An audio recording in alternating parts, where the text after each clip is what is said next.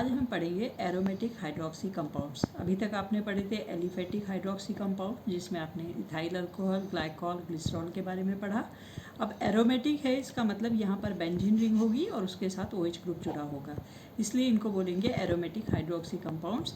Aromatic hydroxy compounds भी दो तरह के होंगे। जब आपके पास बेंजीन रिंग पर डायरेक्ट OH ग्रुप जुड़ा हुआ होगा तो इसको हम बोलेंगे फिनॉल, है ना। देखिए, फिनॉल नाम ही आपको इंडिकेट करता है कि फिनाइल ग्रुप आता है बेंजीन के लिए, है ना। बेंजीन को C6H5 फिनाइल ग्रुप बोलते हो, और जिस कार्बन पे ये OH ग्रुप लगा है वो कार्बन पीछे वाली कार्बन के साथ डबल बॉन्ड से जुड़ा रहता है। इसका मतलब एक डबल बॉन्ड के लिए क्या आता है वर्ड EN, है ना, और OH के लिए हो गया OL, इसीलिए इसको बोला जाता है फिनॉल।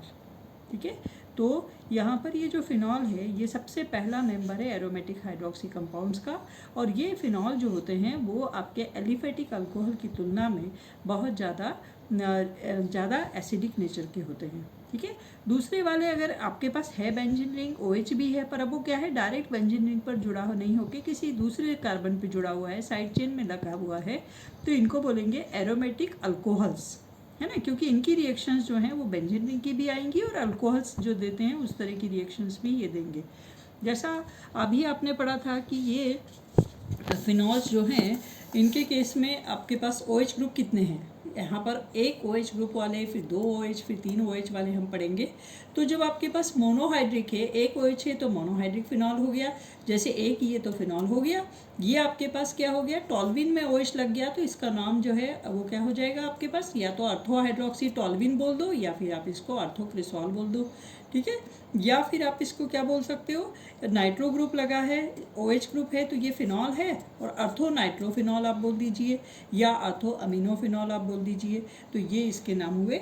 या फिर आप क्या कर सकते हैं, 2 OH ग्रुप है तो ये हो गया आपके पास कैटिकॉल आप इसने बोला, या फिर इसको आप बोल सकते हो 1,2 डाईहाइड्रोक्सी बेंजीन भी आप इसको कह सकते हो।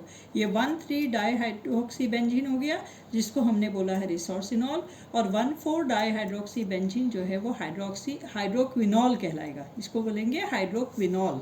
ठीक है, और अगर आपके पास 3 OH ग्रुप है फिनॉल में तो 1, 2, 3 ट्राईहाइड्रोक्सी बेंजीन बोल दीजिए, या फिर आप इसको बोल दीजिए पायरोगेलॉल। और अगर आपके पास 1, 2, 4 पोजीशन पे है तो देखिए 1, 4 पे तो ये था ही, एक यहाँ पे OH आ गया तो इसको आप क्या बोलोगे, हाइड्रोक्सी क्विनॉल आप बोलोगे। यहाँ हाइड्रोक्विनॉल बोला था, यहाँ पे हाइड्रोक्सी क्विनॉल आप इसको बोलोगे। ठीक है, और ये 1, 3, 5 पोजीशन पे ट्राईहाइड्रोक्सी बेंजीन तो इसको आपने बोला है फ्लोरोग्लूसिनॉल आपने बोला है। तो इस तरीके से फिनॉल में भी ये मोनोहाइड्रिक, डाईहाइड्रिक और ट्राईहाइड्रिक के एग्जाम्पल्स हैं। अब आप इसको कैसे बनाते हैं, जनरली इसको कोलतार में, कोलतार जो होता है उसके केस में बहुत सारे फिनॉल्स का मिक्सचर उसमें प्रेजेंट होता है, इसलिए आप जब इंडस्ट्रियल लेवल पे भी आपको फिनॉल बनाना है तो कोलतार से ही बनाया जाता है।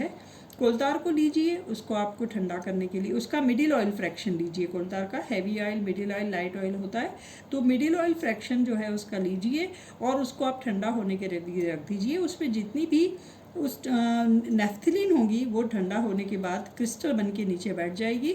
आप छान के उसको बाहर निकालिए। जो बाहर लिक्विड आता है उसको मदर लिकर बोला जाता है, या मात्र द्रव उसको बोला जाता है। उस मदर लिकर में आपके फिनॉल और क्रिसॉल्स वहाँ पर प्रेजेंट होते हैं, है ना, उनके मिक्सचर वहाँ पर होंगे। उसमें आप डाइल्यूट NaOH डालेंगे तो ये दोनों उसमें घुल जाएंगे NaOH में और अपने सोडियम सॉल्ट बना लेंगे।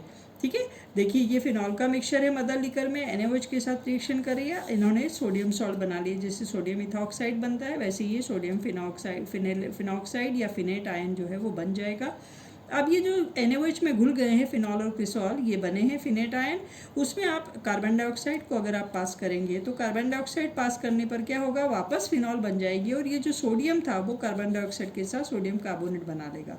अब उसको आपने अलग निकाल दिया, और ये सोडियम कार्बोनेट जो होगा वो पानी के साथ, जो पानी है पानी में रह जाएगा सोडियम कार्बोनेट, और उस दोनों लिक्विड के मिक्सचर को आप सेपरेट कर सकते हो, पानी वाले को अलग, फिनॉल वाले को अलग। और उसके बाद में जो फिनॉल का मिक्सचर है जिसमें फिनॉल भी है क्रिसॉल भी है, उसको आप फ्रैक्शनल डिस्टिलेशन से आप क्या कर सकते हो, फ्रैक्शनल डिस्टिलेशन से उनको प्रभाजी आसवन से आप सेपरेट कर सकते हो। ठीक है, उसके बाद आप क्या करोगे, दूसरी मेथड है बेंजीन डाइजोनियम क्लोराइड C6H5N2Cl, इसको आप एसिड के प्रेजेंस में हाइड्रोलिसिस कर दीजिए तो भी आपको फिनॉल मिल जाता है। अगली और रिएक्शन है कि अगर आप इसका बेंजीन सल्फोनिक एसिड C6H5 के ऊपर अगर SO3H है ना, तो उसको बोलते हैं बेंजीन सल्फोनिक एसिड, और उसका सोडियम सॉल्ट ले लिया तो बेंजीन सल्फोनेट, आपका सोडियम सल्फोनेट सॉल्ट आपके पास है।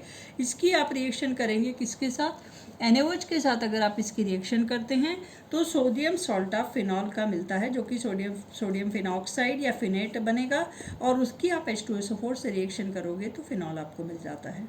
ठीक है। और इसकी इसी तरीके से अगर आपने बेंजाइल क्लोराइड C6H5Cl आपने ले लिया, NaOH लिया, वही सोडियम फिनेट आयन बना, फिर उसको आप HCl से रिएक्शन करिए किसी भी एसिड के साथ और आप फिनॉल बना सकते हो।